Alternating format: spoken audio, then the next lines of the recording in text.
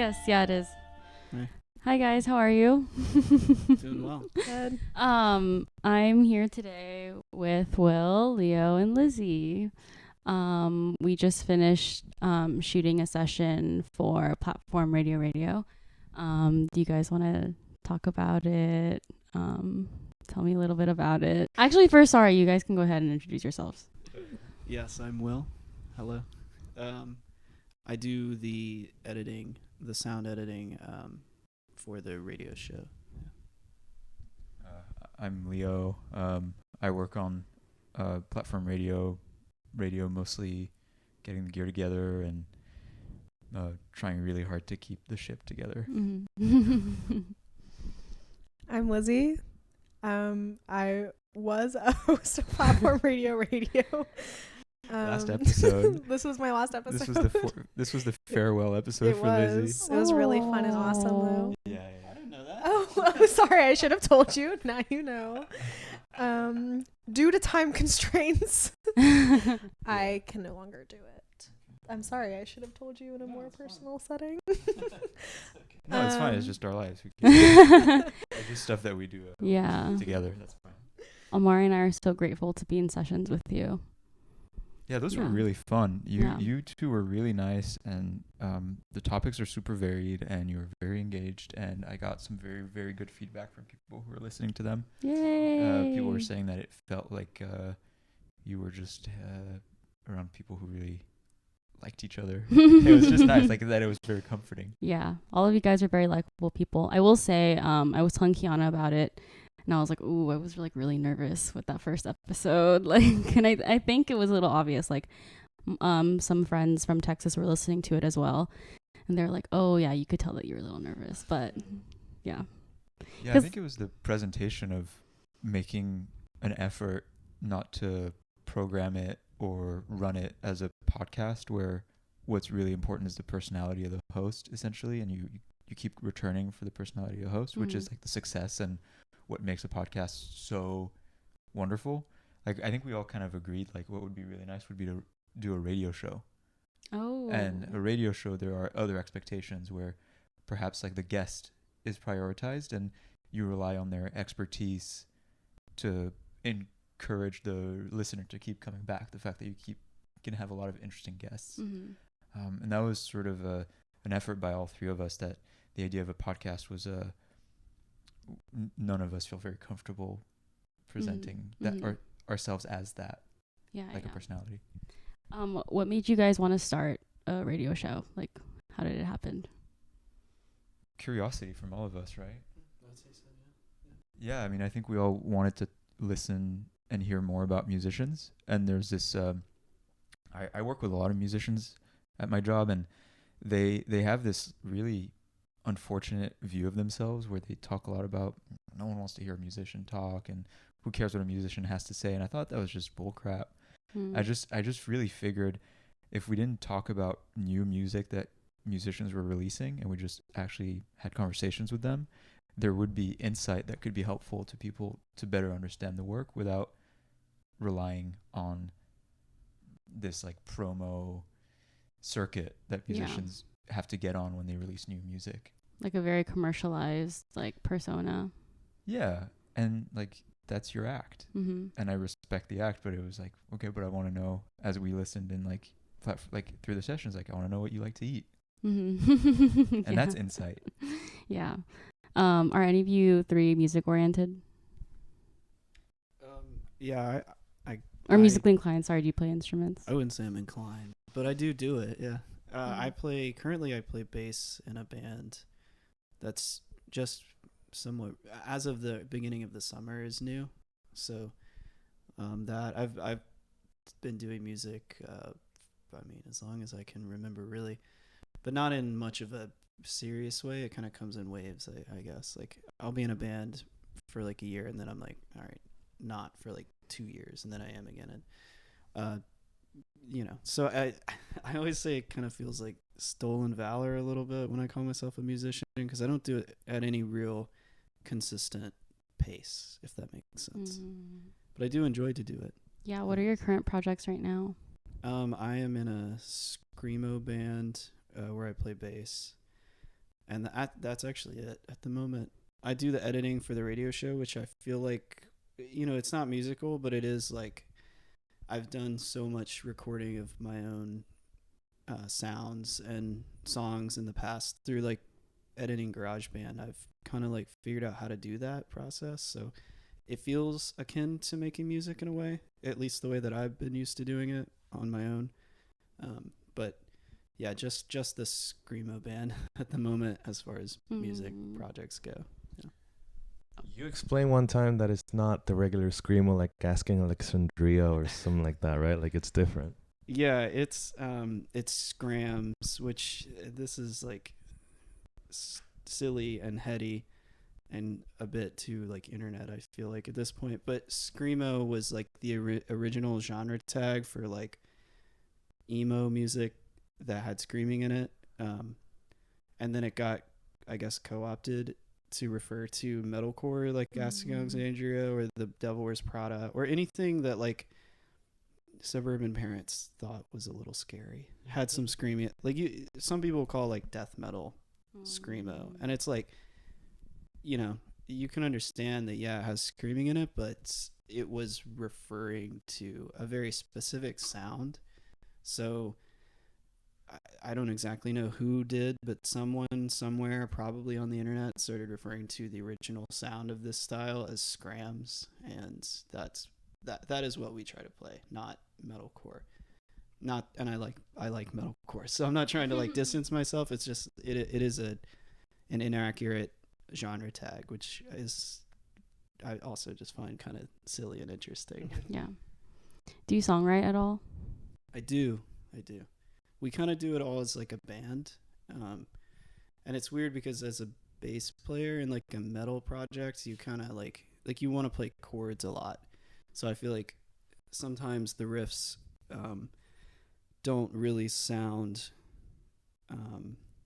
completed just on the bass. So like you need the other people there to say like, okay, well, this type of chord should go over and kind of fill it out. But for the most part, it is like a big group effort, I'd say. Yeah. Leo, do you play any instruments? Lizzy? No instruments ever. No, I never. You know what? It's not even worth bringing up. I don't. It's just it's okay. It's I like making visual art and writing very, very, very much, and that's like the space where I feel the most comfortable, and that's anything that ends up being performance. I don't know. I like really taking my time. I like the editing process. And I have a difficult time working with others. Yeah. So I feel like being in a band and having to learn an instrument and managing different people would be really difficult. Which is also why I feel very excited about kind of this thing and all the other things that we're doing together, because it's helping me learn to work with others and nice, in a way that's like, because I like being around other people. I'm not a hermit, but it is like you have to be very careful and like thoughtful when you're around other people and their work is involved. And I've enjoyed embodying the role of someone who can organize people and motivate them and give them permission to do the work that they're supposed to be making. I want to know, like, have any of the sessions that you've heard and like have like with any of the guests that you've had, has it inspired you to pick up an instrument at least though, or? No. No, I also the music I really enjoy, it's a lifelong pursuit to get to that level. I really I enjoy classical guitar and classical music just overall, and that's there's a how I see it, there's a virtuoso component to it where there's an excellence that has to figure into making music that's worth listening to. It's like if you don't have the calling for it, there's just no. I'm not gonna pick up the piano now and be like, I got a couple tunes in mind. Like, I'm gonna rock a couple tunes right now. Yeah. That makes sense, Lizzy. I played clarinet in middle school. Mm. I do feel very proud of that. I think it's a beautiful instrument, and I bought one like a few years ago because I was like, I want to start playing again. And then I bought a really cheap one, so it was super out of tune.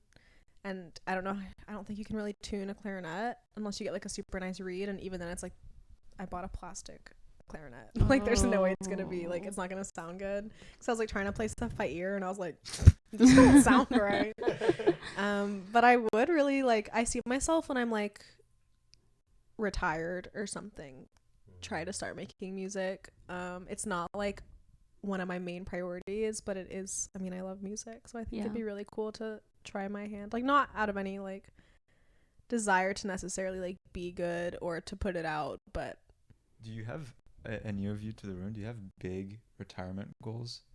Ooh. I have big retirement goals, so I'm asking. Let's hear yours first. Set up a lithography studio again, like I had in college, and spend the rest of my life making litho prints, which is like the thing I love doing most. Yeah. So that's the big goal. That's awesome. Kiana messaged me like last week asking, I think she's like working on a project where she's asking women like, what do women want? And for me, I had written like a paragraph. I was like, the goal is to be 75 years old with my feet elevated on a pillow, drinking some hot Thai Guanyin tea, listening to this one song by Los Tericolas. Did I say that right? And having zero regrets. sounds pretty dope. Maybe be in Asia. Yeah. Like live there, like spend the rest of your days there, or just like travel a lot there? Just travel a lot there, yeah. I go every summer anyway, so it would be nice to just like relax there as an old lady. Yeah. Do you have any? Yeah. My goal is also to like have a studio in wherever I live, and then like wake up, drinks, coffee, and then like pour away whatever thoughts I had on the studio, and then just like the rest of the day will be just like hanging out, kind of thing. But yeah, I find that like being older and like like of course not having a job anymore, it's like, wow, like what do you love doing that you would just like be okay with just doing every day, all day? Maybe not every day, right? But like, you know what I mean. Yeah.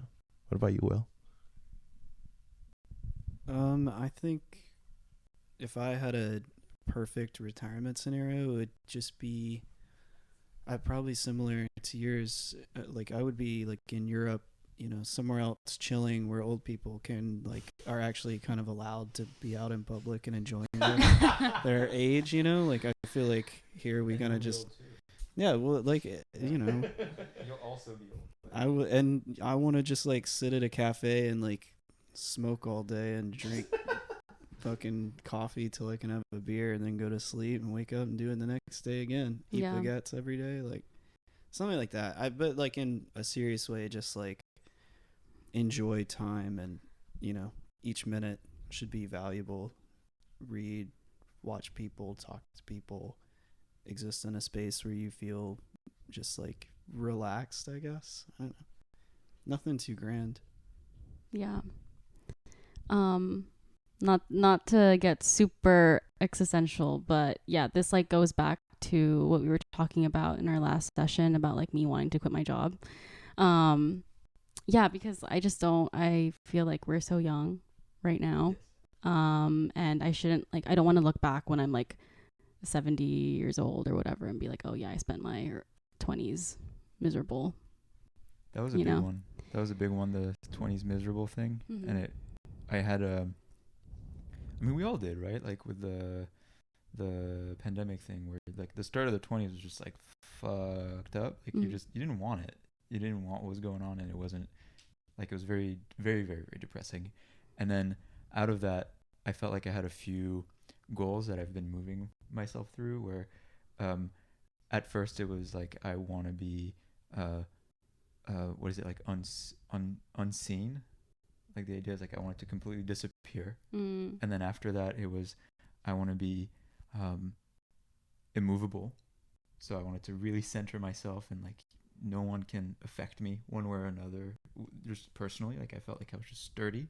And then out of that, where I am now is like this idea of being untouchable, in the sense of like I can move as I please, right? Like if immovable is about being sturdy, it's like now that I've built up that character that is not imagined or created or put on, but it's just like I have returned to myself, like as I saw or could see myself back before, like being very sad all the time.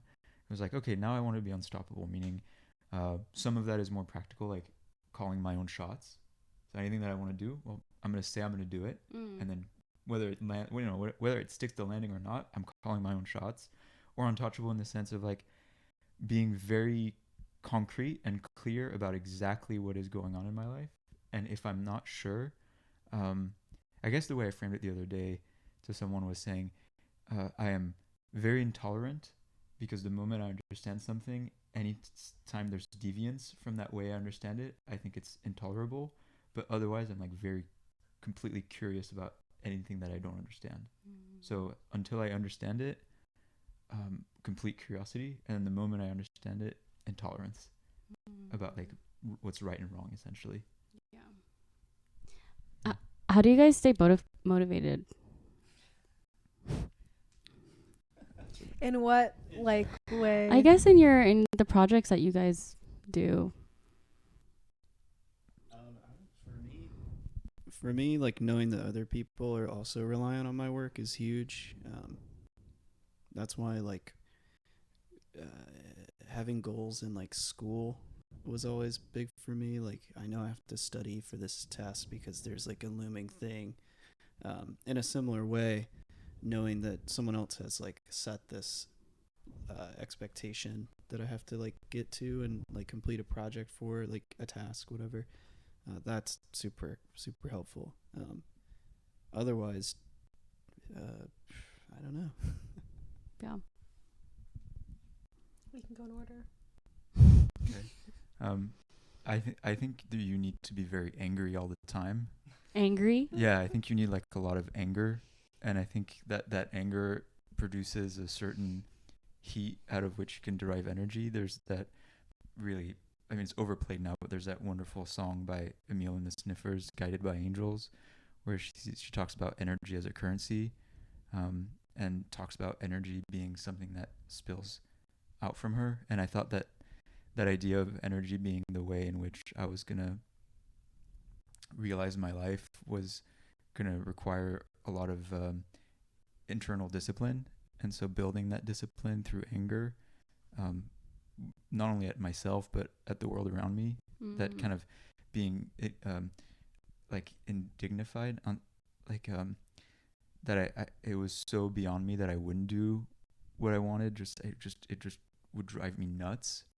Like using that kind of anger is like immensely motivating, and then being very clear about exactly what I want to do, which with what we're doing now, it's about being kind and about bringing people together.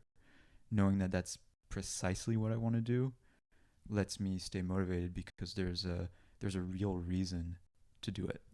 It's like, you know, but since I started doing this kind of stuff, like I don't draw anymore, like doodle or anything. Like the only time I draw is when I'm making a book. Like I don't really enjoy. I've kind of had to like give up the things that I'm passionate about as something that are a part of me. I've had to completely like devote myself to what I'm making, and that's how I stay motivated. I don't know if I have like a clear-cut answer. I think like it just maybe depends on what I'm working on, but like right now the thing I'm working on, I feel like this is like a story inside me that like needs to be outside, you know? And like I think something that used to drive me or like motivate me a lot was this desire to like, or just this need to feel like I'm expressing myself. And I actually think like releasing myself from that need or that pressure that like everything you do has to be self-expression has enabled me to like feel so much more motivated in everything I do. I don't really know why. I think it's just like you kind of, I guess you're freeing yourself from like an idea of yourself, so it makes it a lot easier to like make things that you feel passionately about and like be driven by curiosity instead of by like whatever's inside of you, I guess. Yeah, that's my answer. Yeah. And what about like when it comes to like comparisons, like comparing yourself to other people's work? And I guess I'm like asking all these questions because like I respect the work that like all of you guys do and all the projects like with platform radio and then with grouphug. Like it's amazing. Do you ever feel like, oh shit, like I don't want to let this out because I don't know what XYZ is gonna think, or like I guess just like the fear of like comparing your work with other people? Yeah, that's a big waste of time. But it's like a necessary process.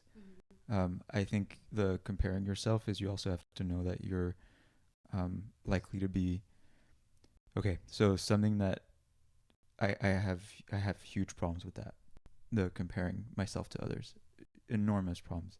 And I had my mom one time get very firm, like strict with me, where she said very firmly, she said, and she's French, so the accent is like very, it helps add to like the weight of what is being said, but said, you know, like something like, you know, I look at a lot of art, I go to a lot of galleries, and I go there because I'm genuinely curious, not because I like going to galleries. And just said very like, it's mostly crap, it's mostly very bad, the work you're making is not any of those things, it's what it, you know, it's good work, like it should be, you should be making it. And like that identifying almost comparison is like, yeah, I'm better than most of that stuff.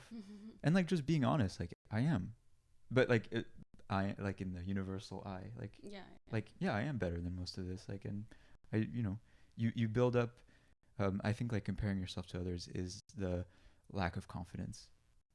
And so I really struggle with that, building that confidence up. But whenever I'm in that rhythm of confidence, it's like it almost becomes, why would I even think about anyone else? Yeah, that's really nice. I have the total opposite approach where I just like tell myself, like, because I also really struggle with comparing myself to others. Like I'll be comparing myself to someone with a hobby that I'll never even pick up or touch, and I'm like, I'll never be as good as them, and it's like they have nothing to do with me. But anyway, I literally just tell myself, I'm like, I have friends that make things that I'm not a huge fan of and that I don't think is that good, but that doesn't change the fact that like I still love them and I care about them, and it doesn't make me think any lower of them. So it's like even if someone doesn't like what I made, it doesn't change who I am, and like it doesn't like, I mean, it could change the way that they treat me, but if it does, then you know, it's not someone you need to have in your life, like whatever. So it's just like, yeah, it's like literally the opposite, where it's like even if it is bad, like my life is not going to be worse because the stuff that I make is bad. Like it just is what it is, and like at least I'm doing something. And then the idea of it being bad is like that's up to others, and certainly like you should never think that what you're making is, you should never aspire to like making something great. That's crazy. Like greatness is something that happens to what you're making, independent of you. It's a complete coincidence, greatness. And you can increase the likelihood of it occurring through like serious study or like deep dedication to what you're making.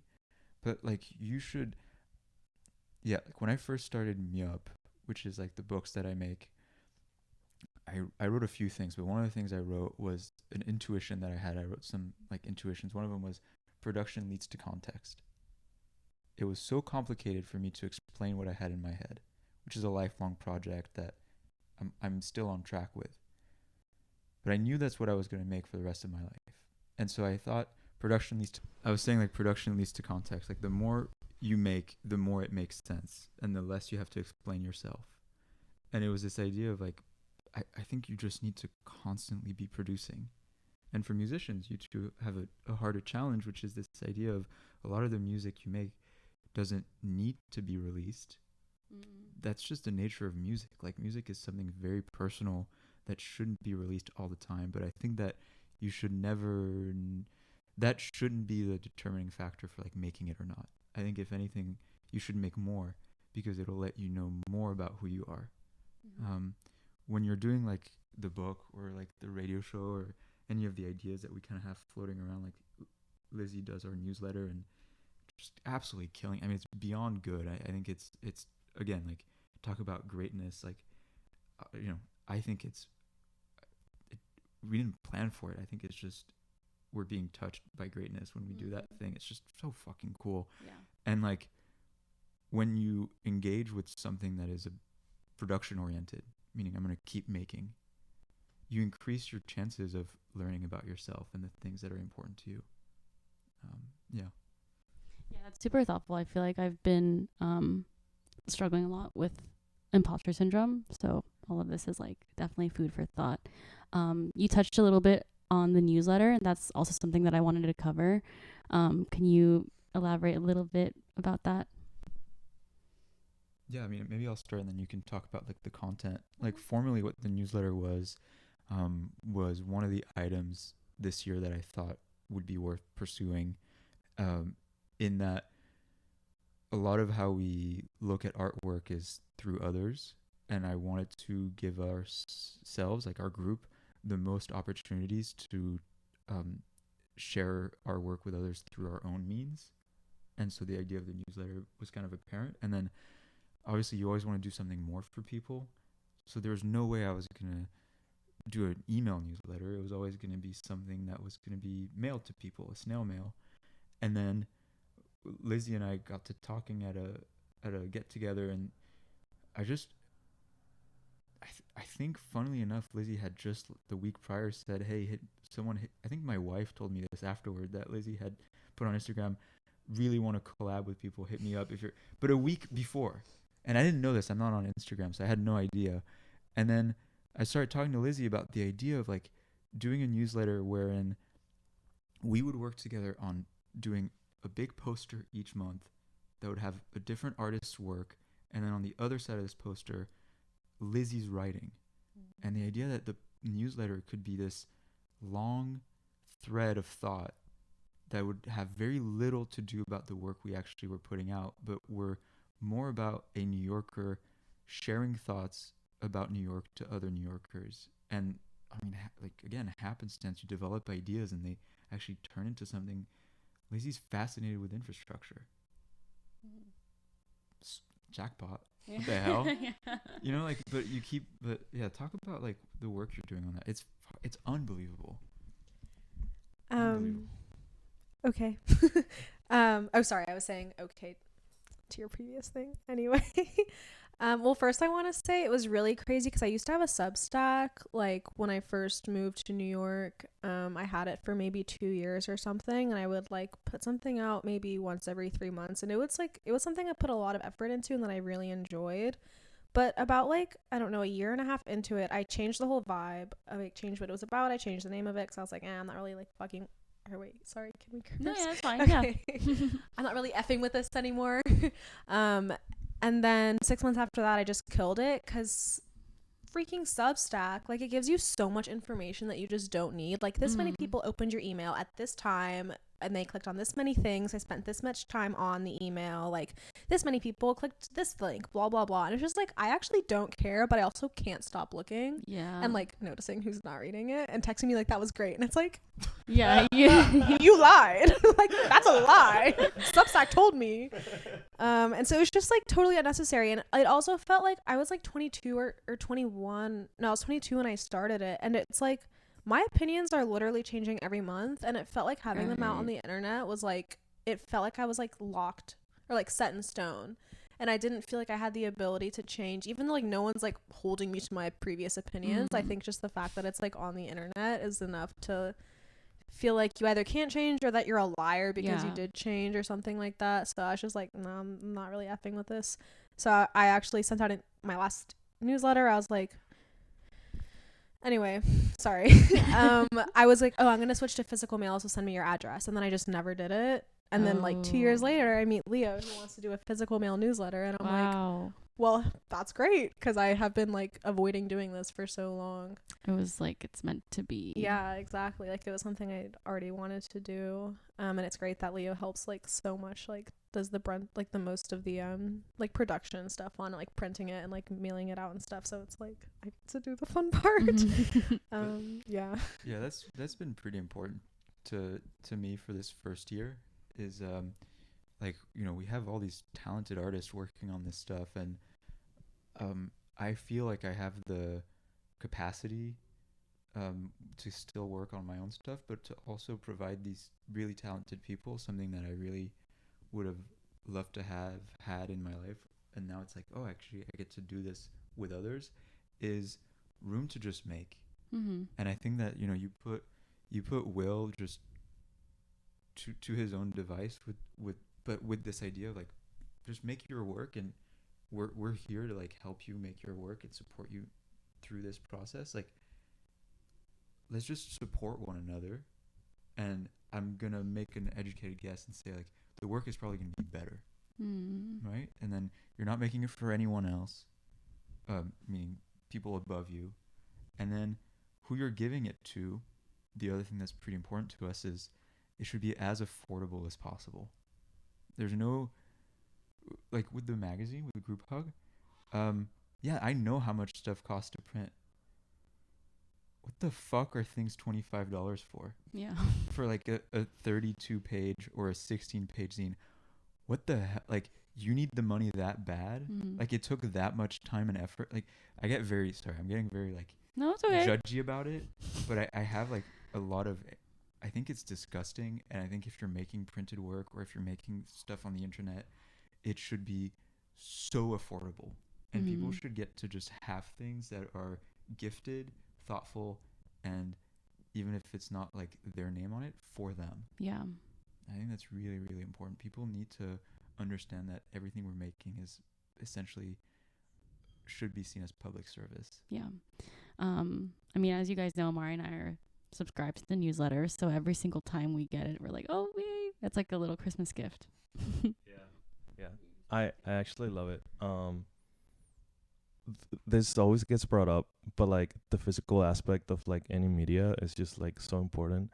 And then like just like opening it up, and then also finding it in the mail, it's just like, wow, like it's not just fucking trash, you know? Like it's like, you know, this is something, like this is physical something instead of just some fucking credit card ad or something. Which I really, yeah, I've been enjoying the newsletter. And also another thought, so something about like people charging a lot for those prints reminds me of like shows that go on for too long, and like local bands. Well, you know, like I've been guilty of this, of course, right? But like local bands playing 45-minute sets, and it's like, okay, sure, like whatever, but like, what if we just all came together, played for 25 or 30 minutes, and we played our best songs, and then everyone is gonna like get to see the best stuff and cut off all the fat. It just seems like kind of similar sentiment to like, you know, making things affordable and accessible instead of fucking $25 for. And then also making things affordable, like the magazine's $10, right? The idea is, well, for $10, I'm not gonna put a bunch of our stuff in there. For $10, if it's gonna be, you know, accessible, which hopefully it is at $10, well, I'm gonna make it about other people, and then if it's about other people, well, I'm gonna make sure it looks as good as it can. And so you're creating this kind of cycle of effort, where as a production, I'm setting up. It's all about setting up parameters and like establishing parameters where you ensure that the work is going to be good and at a certain level. And it's the same with the newsletter. It's like, well, if we're going to have a poster monthly of other people, like the poster better be really big, so someone can have it in their room and see someone's work really big. And for Lizzy, it was like that way we can fit more stuff and have more room to sometimes not fit anything. And what does that say? So just always try and just do as much as you possibly can, and hopefully as much of that dedicated to other people. I'd love to know how you guys find like the artists. So far they've all been our friends / Leo / his mom. Oh, Yeah, Leo did the first one that was at the magazine launch with the birds, and then his mom did a really beautiful collage. Wow.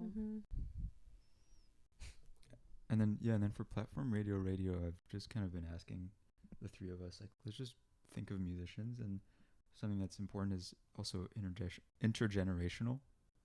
Not having just people our age. So my dream is to one day interview people who play in an opera, like play in the orchestra of an opera. Nice. I want to start getting into that side of New York. Yeah. That'd be cool. Are you trying to keep it only New York City based? No. It feels silly, right? Like, Will, like, it feels silly to have it just New York. Because you could. I mean, I'm not from New York, so I feel like it would be silly for me to say like it has to be New York. I'm a Right. transplant myself. Yeah. So which is maybe a silly thing to, dwell on, but it feels right in this current location and space in a way. But I think it is also limiting to a certain extent. People in New York come from all over, everywhere. So if you keep it New York, you're still in a way talking to people from everywhere. So, physically centered New York perhaps, but not necessarily people who are. Yeah, that makes sense. Do you think that grouphug is gonna have a edition 2? Oh yeah, we're done next 3 weeks from now. Oh wow. Yeah. Oh wait, how was the walk? Walk was good. Yeah. Yeah, we're doing those events every 2 weeks. Wow. Okay. Fun. So we have one coming up that's like a tattoo event. Oh. So, well, actually, this might be a bit of no. But we don't have to. Out. No, I think it's gonna be like exclusive. Yeah. No, but yeah, the events are like small. We're trying to like limit the amount of people that we're trying to make events that can't have that many people show up. Jesus, you're good. No, you're good. You want some water? No, I'm good. You should look at the sun. Yeah. Say pineapple. Yeah, you should say pineapple. When or you start feeling the sneeze coming on, if you say pineapple a bunch, you'll stop sneezing. How does that work? What's the psychology behind that? It's about making you forget that you're sneezing. Oh. The whole every sneeze technique is just forget that you're supposed to sneeze. I thought it was like a way to pinch like the inside of your nose so it stops the tickle. Because like if you're about to sneeze and you touch like here, you can stop the sneeze because it's a tickle. You know. That's why looking up at the sun makes you squint, and then that area gets like squeezed, and it like physically cuts off. I think you're being trolled. Who's being trolled? I think you're being trolled. I think mine was right. I don't think so. Well, hey, different opinions. Let's go to the computers. Edition to October. Nice. And then book to November. And then newsletter every month. Platform radio. We're going to try in this first year get 8 guests out of like a possible 12 in a year.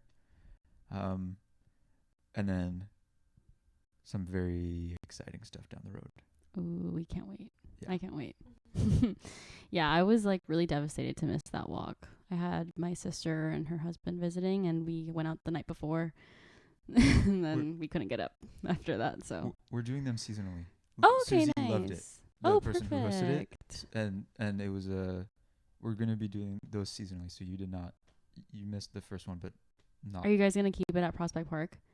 I don't know. That's up to Susie. Nice. That's another thing. Like, if you're gonna get cool people to like participate in your world, like let them tell you what they want to do. Yeah. Like, our collective imagination is probably so much less than what their imagination can take them.